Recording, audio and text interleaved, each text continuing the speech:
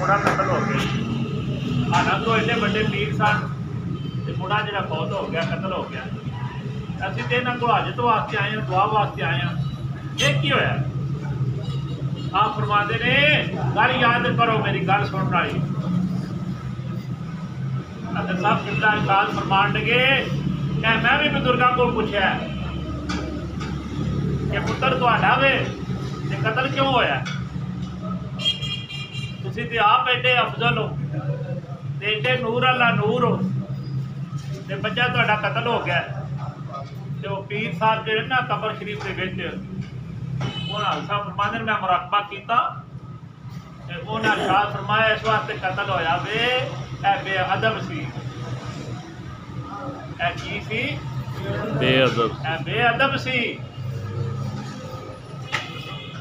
इन्हें अपने अंदर खाने कदे मेरा अदब नहीं सी कीता।